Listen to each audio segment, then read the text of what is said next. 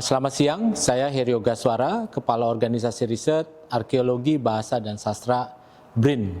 Setiap tahun kami merayakan acara Sumpah Pemuda, dan pada tahun ini kita mengambil topik tentang sastra dan bagaimana perjumpaan sastra dengan teknologi digital dan sebagainya. Kita tidak bisa menghindarkan diri dari hal-hal yang bersifat kekinian, tetapi juga kita harus punya fondasi yang kuat di dalam memahami riset-riset sastra yang ada. Jadi harapannya, saya harap para periset mulai mencari topik-topik riset yang baru, topik-topik riset yang kemudian bisa mempertemukan kekuatan teknologi pada satu sisi, dan pada sisi lain tentunya kekuatan riset-riset sastra yang ada sebelumnya. Latar belakang kegiatan ini merupakan sebuah kegiatan dalam rangka memperingati Hari Sumpah Pemuda ya.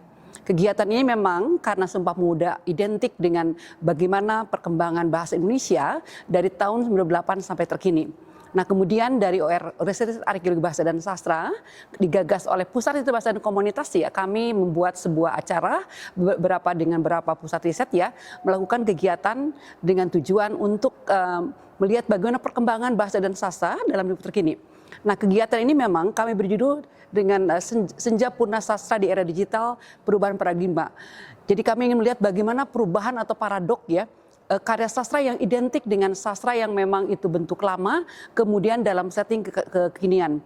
Artinya kita ingin melihat bagaimana sastra ini dapat dijadikan sebagai produk yang dikaitkan dengan dunia digital, dan bagaimana sastra ini juga ikut dalam perkembangan zaman saat ini. Nah, tujuan kegiatan ini tentunya kami ingin memberikan gambaran pada masyarakat bahwa sastra bisa dijadikan sebagai bentukan karya riset yang bisa dijadikan yang lebih dari sekedar interpretasi. Dengan itu kami membuat kegiatan, dan sastra ini akan dijadikan sebagai produk di mana kegiatannya berbentuk berbagai macam interpretasi ya, bagaimana melihat sastra dengan tema-tema dari Pak Martin hari ini menceritakan bagaimana sastra dikaitkan dengan analisis digital. Kemudian Pak Dharma bercerita bagaimana paradok ini menjadi persoalan ketika sastra ini sebagai setting karya masa lalu dan terjadi perjumpaan dengan masa kini. Kemudian dari pembicara ketiga juga menceritakan bagaimana naratologi dari sebuah sastra. Maka tujuan ini tentunya diharapkan dapat memberikan gambaran pada masyarakat bahwa sastra itu selalu identik dengan interpretasi, tapi sastra juga bisa identik dengan bagaimana terbentuk dalam setting kekinian dalam era digital.